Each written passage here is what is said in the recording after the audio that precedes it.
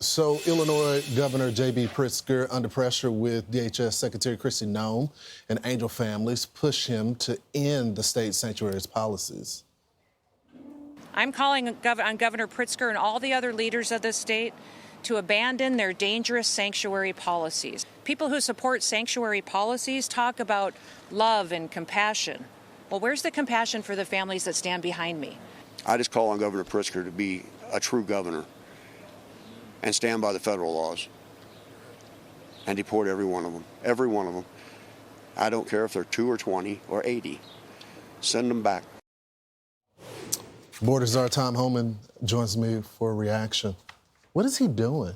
I mean, I've seen these council meetings full of minorities that are saying, look, you got to end these sanctuary policies. But he's doubling down. No focus on the victims. Well, he continues to lie about sanctuary city status in the state.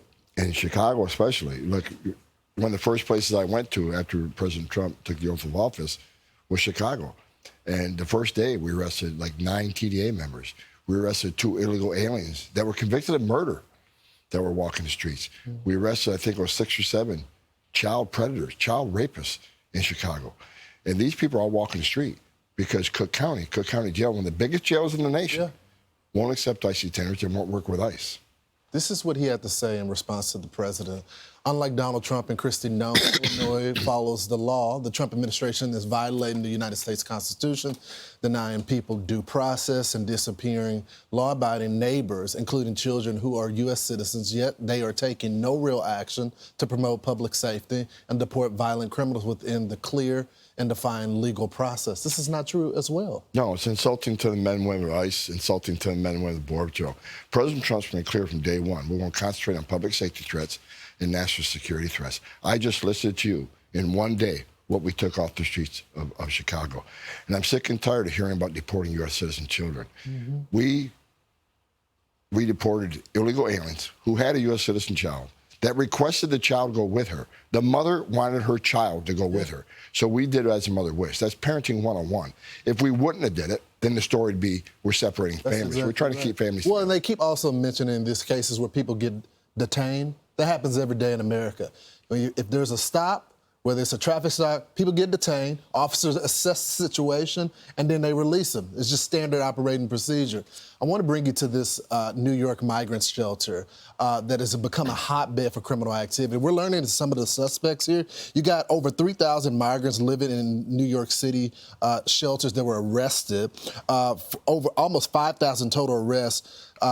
You got 1,200 for petty theft, 544 for assault, 497 for selling or possession of drugs, and then 141 for sex crimes. These are the people that's living that we know about. This doesn't include the gotaways, doesn't include the people that don't have arrest warrants out. But these are people that we know so far that have been doing criminal activity in our city. And we've done several large operations there. We're going to do more. I'm up for right now to deal with some of these problems. So we're not going to end. We're not going to rest until every criminal illegal alien's out of the state of New York, specifically New York City. Noem's been up here several times.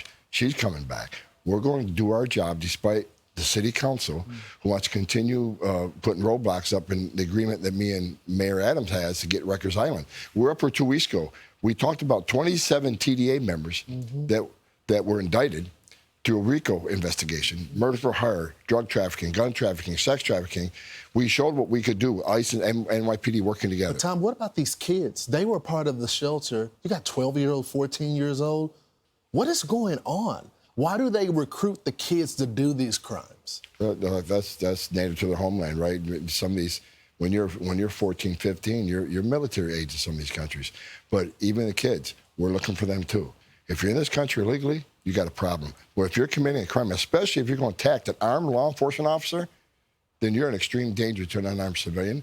They're a target, they're a priority, and we're looking for them. Tom, you're going to be named the National Police Defense Foundation named you as the Man of the Year. Congratulations on the award. What does this mean to you? I know it's something that you're proud of. You served almost, I think, 40 years in law enforcement. Yeah, I'm old. Yeah, like they gave me the award last night, and I was humbled by it, but I'll tell you what I told them. I'm going to take the award on behalf of President Trump. If there's a Man of the Year, it's President Trump. The reason we're having so much success on the border in interior enforcement because of President Trump. Border Patrol couldn't do what they were doing if it wasn't for President Trump. ICE couldn't do what they're doing if it wasn't for President Trump. So I took it in honor of President Trump, who I think is the man of the year, but I also took it in respect for the men and women of ICE and the men and women of Border Patrol who are on the street with a gun strapped to their hip, 24/7, protect this nation. They deserve the award, so I took it on their behalf. Why are you still doing law enforcement? Why? I mean, they've been demonized. You got to have security because people are threatening your life. Why still do this job? Because I love my country, and I'm working for the greatest president of my lifetime. I don't care if people like him, I love him. No one's done more than President Trump to secure this nation. His success during his first administration, unprecedented success. We had the most secure border of my lifetime, handed it to Joe Biden, who destroyed it on purpose.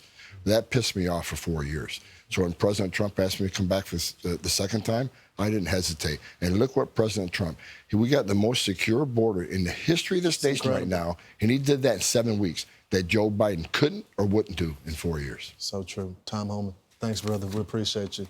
I'm Steve Ducey. I'm Brian Kilmeade. And I'm Ainsley Earhart. And click here to subscribe to the Fox News YouTube page to catch our hottest interviews and most compelling analysis.